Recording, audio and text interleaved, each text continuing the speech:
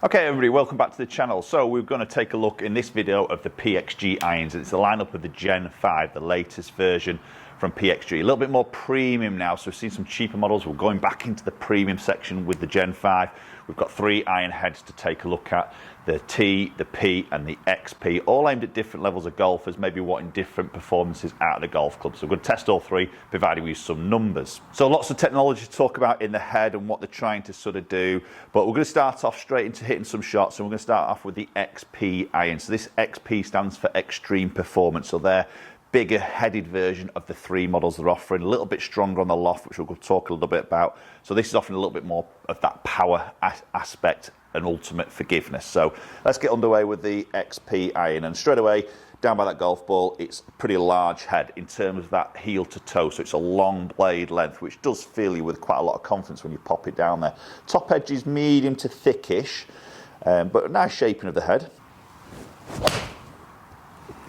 Okay, a little bit of a left to right shape on that first opening shot, a little fade, not too bad though, but look at that, there's that ball speed. And this is 7-iron is coming in at 27 degrees of loft, so it's really strong. So again, this is all built around sort of just getting that ball speed out there. But we're going to take a look at the spin rate as well, because obviously that could affect that. That spun at just under 4,800, which wasn't, I mean, it's low, isn't it, to be fair, but for a 27 degree, it's probably about the right area. And what sort of just really stood out there on that first shot was the sound and the feel off the club face. It was really very nice.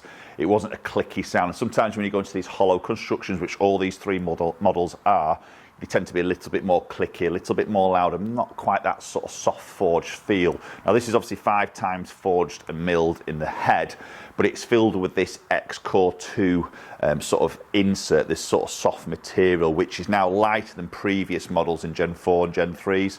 So that's allowing them to save weight and then reposition that weight in elsewhere in the head, i.e. a little bit lower in the face, which obviously makes it a little bit more of that higher sort of MOI, a bit more forgiveness, but faster ball speeds through that insert. So I remember when I tested the Gen 3, it was a super feeling golf club with the sound and the feel off the club face, and this is very similar. Again, a little bit of a left to right shape. Feels like it comes out really low there, where that loft obviously 27 degree, it's going to come out low, but sometimes that weight low in the face makes it come out high. But that's launching at 14.5. It's a little bit low there. See, land angle's very shallow at 42.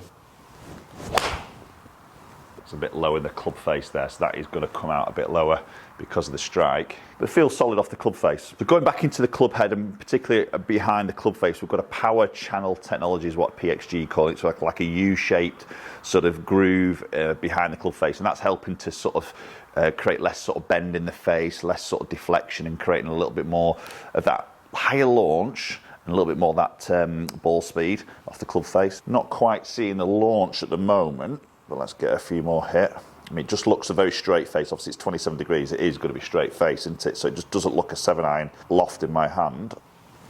That was a better strike. I pulled it, though, but that was a better strike. Yeah, a bit of a pawn there. But again, it's coming out relatively low. I mean, a pull generally will come out low a little bit further, won't it? Let's see one more shot, and then we'll move into the next model.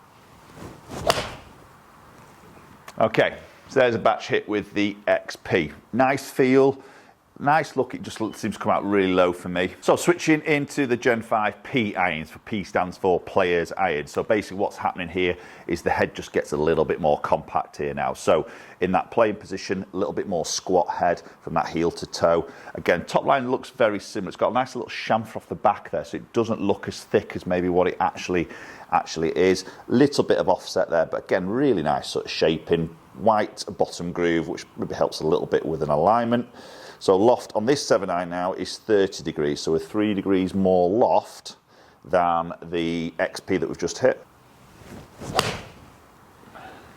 So we should see a different ball speed, won't be as fast off the face because we're obviously 3 degrees more loft. Launch is higher, spin is higher, and distance should be a little bit shorter with this iron. So maybe in for a golfer now who isn't looking at all out distance, maybe wants a little bit more of that sort of spin, a little bit more of that control, but still wants some sort of ball speed off the club face, and that's what PXG are sort of putting into this P iron.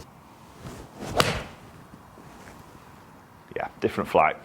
More flight I'd like to sort of see with an iron. Touch up the left on that particular one. But again, it's that feel there is good. It's a nice solid feel. It's a great sound to it. So I think that insert is a really good addition to helping with them acoustics and the feel that we typically get through that golf club. And obviously sound generally is that feel for us, isn't it? So obviously the big talking point of these screws in the back and the appearance at the back of the golf club. And I know this is just more of a rack appeal, maybe bag appeal here, but I quite like the look of that. Quite industrial sort of look, as we've always seen with PXG since the first launch. So the silver screws are tungsten screws, which obviously is going to pull that weight down low in the face, also into the toe and the heel to separate it, again helping with that MOI, that forgiveness, and lowering that CG for, again, that higher launch, a little bit more ball speed. Then obviously we've got this very noticeable big sort of screw in the back, which again is a bit more weight right behind the hitting area. And what's really quite interesting with this is through a fitting process, that weight can be changed for swing weighting, so you can obviously increase or decrease your swing weight accordingly to get your best results, which is quite nice in that fitting environment. Maybe other brands don't offer that in iron heads during a fitting process, so that's quite a nice addition there from PXG. So you can really sort of get this dialed in through that fitting session. It's probably not you're going to be changing it after that, but nice to get that dialed in. Again, that's a good strike, just pulled that. Again, good solid feel to it. There's that pull going long and left. That's the only problem with a pull shot. It's obviously a bit more me than the club. Again, good solid feel.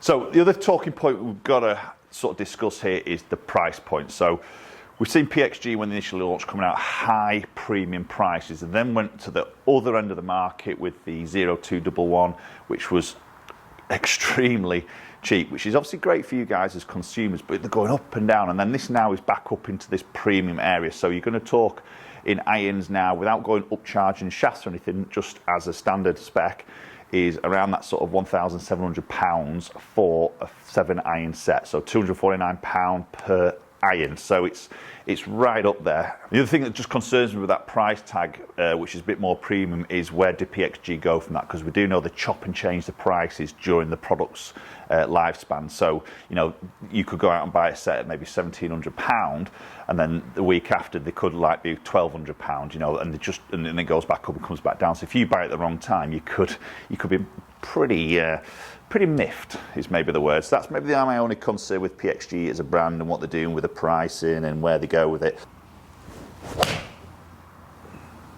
Again, nice flight, a little bit more height clearly than what we saw with the XP, with the obviously that bit of extra loft. But let's move into the T-iron. Okay, so T-iron, tour iron is what PXG are calling this. A little bit slimmer on the sole. Again, we're going more compact, a little bit more chamfering on that top edge. So as now we present that down by the golf ball, again, it's just a little bit more compact, a little bit thin on that top line, a little bit less offset. So more maybe of an iron that sort of lower handicap maybe would like to sort of see behind the ball.